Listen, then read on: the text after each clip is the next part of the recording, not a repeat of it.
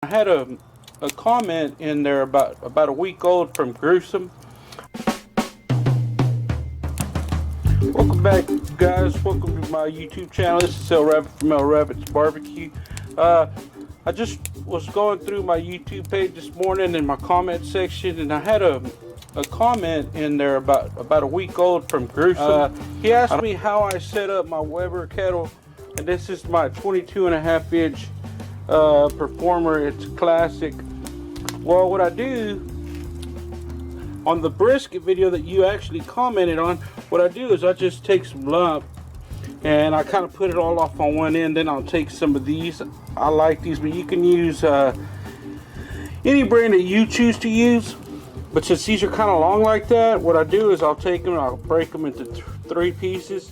Then this got a striker on the back, and they got the match end right there, the lighting end, the striker part. And what I do is I'll stack the bunch, like 3 of them, in one end of the pile, and I strike the shortest piece with the striker on it, and I use it to light it. If I can't light it because the wind's too hard or something, I'll go get a long lighter, like a BIC or something, or a Zippo, anything you can use to one of them tube lighters, the long ones, and light it up, and then I let it catch. It's already catching right there. It's been going about 5 minutes, but I just like to make sure that this material is all gone, because I don't think it really gives off any smell or anything. I don't really pay that much attention to it, but it works well. And this is the way I do it. What I do down there, I don't know if you can see those the damper covers, which are right here. You should be able to see one right there. You see how there's kind of like an edge? Well, I use them so much, and when you use when there's unspent charcoal down there, sometimes it wedges up. And over the years, which I've only had this about 2 years,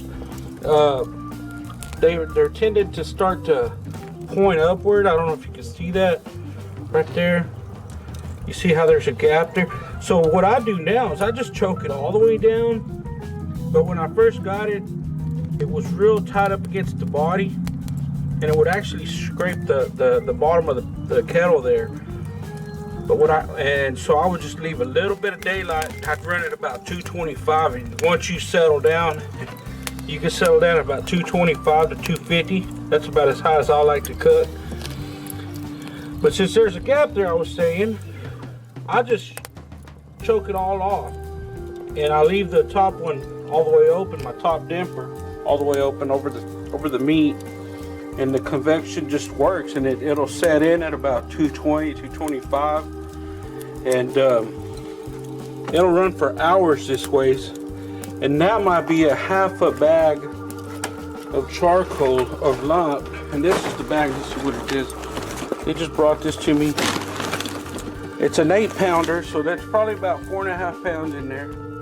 I doubt it, about 3 pounds, because I've already used it once, but there's still a half a bag right here. So if you set it up like that, start your fire on one end. It's basically a snake method. And I appreciate the questions. Y'all have any more questions, hit me up in the comment section. But I am going to try to get this back to you, Grussem. I appreciate you checking out our channel and watching our videos and everything. But that's pretty much how we do it. If I'm running regular charcoal briquette, I'll run a snake method. And if you look into my channel, you can find the snake method setup.